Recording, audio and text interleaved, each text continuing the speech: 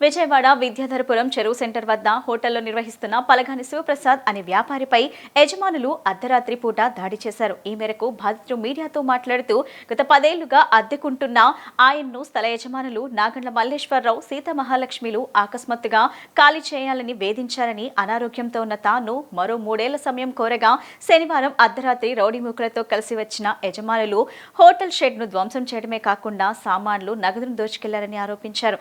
అంతేకాకుండా ఆధారాలు దొరకకుండా సీసీ కెమెరాలను, డీవీఆర్లను ఎత్తుకెళ్లారన్నారు. రాజకీయ అండతో యజమానులు తమను బెదిరిస్తున్నారని, ప్రాణహాని ఉందని బాధితుడు ఆవేదన వ్యక్తం చేశాడు. తనకు న్యాయం చేయాలని, లేదంటే ఆత్మహత్య శరణ్యమని బాధితుడు పోలీసులను ఆశ్రయించాడు. విజయవాడ విద్యాధరపురం చెరువు సెంటర్ వద్ద హోటల్లో నిర్వహిస్తున్న పలగాని శివప్రసాద్ అనే వ్యాపారిపై యజమానులు అర్ధరాత్రి పూట దాడి చేశారు. ఈ మేరకు బాధితులు మీడియాతో మాట్లాడుతూ గత 10 ఏళ్లుగా అద్దెకుంటున్న ఆయన్ను స్థల యజమానులు నాగండ్ల మల్లేశ్వరరావు, సీత మహాలక్ష్మిలు ఆకస్మాత్తుగా ఖాళీ చేయాలని వేధించారని, అనారోగ్యంతో ఉన్న తాను మరో 3 ఏళ్ల సమయం కోరగా శనివారం అర్ధరాత్రి రౌడీ మూకలతో కలిసి వచ్చిన యజమానులు హోటల్ షెడ్ను ధ్వంసం చేయడమే కాకుండా సామాన్లు, నగదును దోచుకెళ్లారని ఆరోపించారు. అంతేకాకుండా ఆధారాలు దొరకకుండా సీసీ కెమెరాలను, డీవీఆర్లను ఎత్తుకెళ్లారన్నారు. రాజకీయ అండతో యజమానులు తమను బెదిరిస్తున్నారని, ప్రాణహాని ఉందని బాధితుడు ఆవేదన వ్యక్తం చేశాడు. తనకు న్యాయం చేయాలని, లేదంటే ఆత్మహత్య శరణ్యమని బాధితుడు పోలీసులను ఆశ్రయించాడు. విజయవాడ చెరువు సెంటర్ అండి. నేను ఇక్కడ ఈ స్థలంలో గత 10 సంవత్సరాల నుంచి నేను రెంట్ కొంటున్నాను. ప్రతి 11 నెలలకు ఒకసారి రెంట్ అగ్రిమెంట్ రాస్తూ ఉంటాడు. గత నవంబర్ నెల ముందల మా సైట్ ఓనరు ఖాళీ చేయాలని చెప్పేసి నాగండ్ల మల్లేశ్వరరావు గారు మాకు చేశారు. నేను ఇప్పుడు ఖాళీ ఎలా చేస్తానన్నా, నా పరిస్థితి బాగాలేదు, నా కాళ్ళు ఇసుక కంకర అమ్మే ఉన్నాను గతంలో.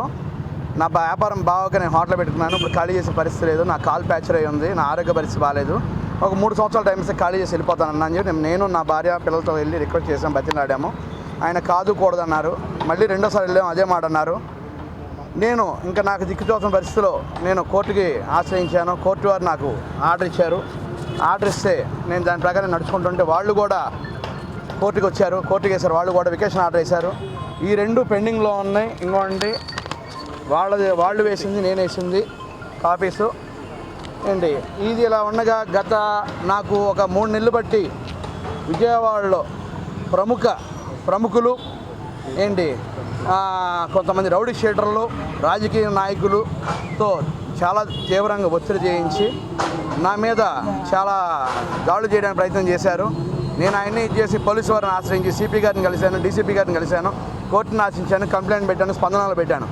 పోలీసు వారు వాళ్ళని నన్ను పిలిచి ఇద్దరికి కోర్టులో ఉండగా మీరు కోర్టులో చూసుకోండి, కానీ ఎవరు సైట్లోకి వెళ్ళొద్దు, గొడవలు చేసుకోవద్దు, అలా చేసినట్టు ఇద్దరి మీద నేను కేసులు కడతానని చెప్పేసి సార్ చెప్పారు. చెప్పిన తర్వాత మేము వచ్చాం. గత 2 నెలల నుంచి ఏం లేదు.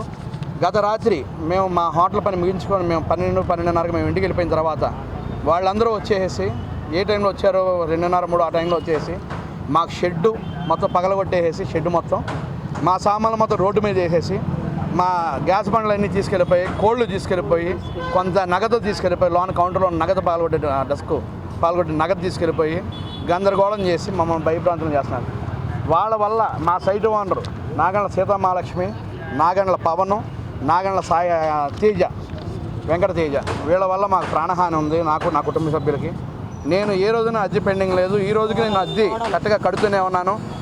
నాగండ్ల సీతా మహాలక్ష్మి కోడళ్ళు వాళ్ళు రాత్రి వచ్చి నా దగ్గర కొన్ని ప్రూఫ్లు ఉన్నాయి. అవన్నీ నేను కోర్టుకి చూపిస్తాను, కోర్టులో చూపిస్తాను.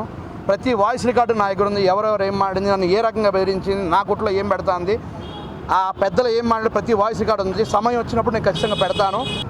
ఇది ఓన్లీ ఖాళీ స్థలమే సార్ నాకు ఇచ్చింది. నేను రూములు నేను కట్టుకున్నాను, అన్నీ నేనే చేసుకున్నాను సార్. కరెంట్ నేనే లాక్కున్నాను, వాటర్ నేనే లాక్కున్నాను. వాళ్ళు ఏమీ చేయలేదు నాకు. కలవట్లు నేనే వేసాను, కాలువ మీద కలవట్లు ఏంటి. కొత్త సామాన్లు సార్, కొత్త సామాన్లు మొత్తం ఫ్రిడ్జులు, సీసీ కెమెరాలు ఎరగదీసేసి అనుకోండి. సీసీ కెమెరా తీసేసారు చూడండి. లోన సీసీ కెమెరాలు ఎరగదీసేసి అక్కడ పడేసి డీవీఆర్, హార్డ్ డిస్క్ సహా తీసుకెళ్ళిపోయారండి. వాళ్ళు అవి తీసుకెళ్ళినా నా దగ్గర ప్రూఫ్లు ఉన్నాయి సార్. నా దగ్గర టైం అడిగాను సార్. నేను టైమే అడిగాను. నేను స్థలం మాదని కానీ నేను ఖాళీ చేయను. నాకు టైం కావాలి. నా ఆరోగ్య పరిస్థితి బాగాలేదు. చిన్నపిల్లలు అంగోండి సార్, నా పిల్లలు. నేను బయటికి వెళ్ళే పరిస్థితి, కాల్ ప్యాచ్ ఉంది, టైం కావాలి. ఆ టైంలో నేను ఖాళీ చేసి వెళ్ళిపోతాను. లేదు, నెలలో ఖాళీ చేస్తావా, వారంలో ఖాళీ చేస్తావా, ఎప్పుడు ఖాళీ చేస్తావా అని చెప్పేసి అని చాలా పెద్ద వాళ్ళతో బెదిరించారు సార్ మమ్మల్ని.